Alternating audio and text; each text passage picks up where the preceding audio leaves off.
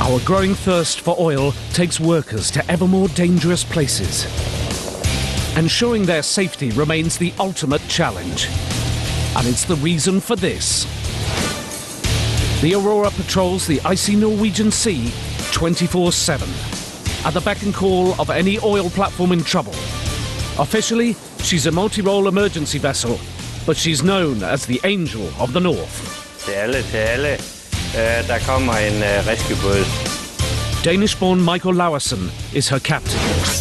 Today, he'll be testing his ship and crew in a rescue drill. Just one mistake in a real-life emergency could be deadly. So there's no margin for error. The ship is like a guardian angel, and we protect offshore workers and the environment. The crew's first challenge is to get to the rescue drill location. And as in any real-life emergency, nothing will stop the Aurora. This vessel was designed for speed. An inverted bow, called an X-bow, slices through waves that would batter conventional ships.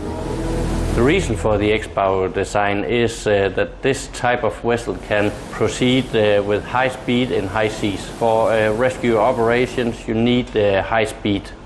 If you have casualties on board or you have to go to another position, you can proceed up to 17 knots in high seas.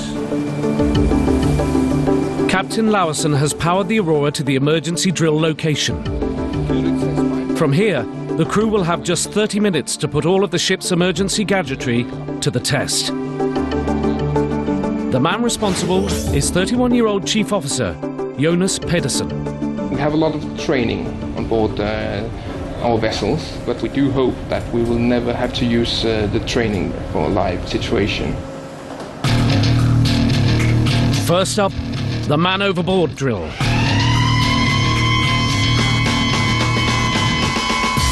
Man overboard, starboard side.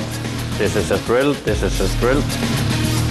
Within just 90 seconds, the Aurora's 7-meter-long high-speed rescue rib is lowered from the ship's deck and charging towards the casualty. We have a 5 minutes limit from the alarm goes on board the vessel to we have to be at the location and pick the guy up from the water. The crew's lightning response has the casualties safely back on deck in just 4 minutes. And once on board, they're taken directly to the Aurora's state-of-the-art hospital. That's really good. That's really good, guys. Next up, fire drill. To heave the pressure. As a ship designed to tackle blazes on oil platforms, the Aurora needs to pack a mighty punch. Keep the firefighting monitor steady. The Aurora's 2 water cannon, or monitors, each throw out 3,600 cubic meters of water an hour. That's 1 ton per second, enough to fill an Olympic swimming pool in 20 minutes. But it's the pressure that counts. The cannons can hit a target 180 meters away and reach a height of 110 meters. That's the equivalent of a 30-story building. And when you're putting out a fire on an oil rig, that's the kind of pressure that you need. And yet the Aurora is much more than a floating fire truck. She has the potential to prevent an environmental catastrophe. In the event of an oil spill, time is critical. But the Aurora has a secret weapon. You can allow them to launch the FRC whenever they're ready.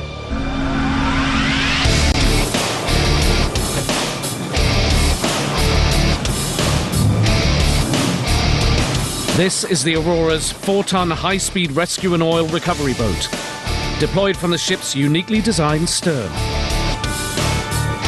At the helm, Jimmy Rasmussen. His job is to surround a slick, guided by the Aurora's oil-detecting radar, before the mothership sucks up the leaked oil. The aim of this vessel is to pull the 400 meters barrier out to the sea to contain the oil spill, and we can do that in a quick time. We have to contain it and put it on the ship and sail it to shore. While cleaning up oil slicks is one challenge for Jimmy and his crew, Re-engaging with the mothership is another altogether. I have to stay focused and bounce around like the mother vessel. Jimmy is a very good driver. I like to hear that. Eagle is landed. Yeah. For Captain Lauerson and the crew of the Aurora, the high-pressure test has been a success.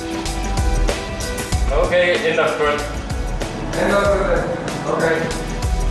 Thousands of offshore workers can rest easy, as the most sophisticated rescue boat on the planet remains on standby, ready to be deployed at just a moment's notice.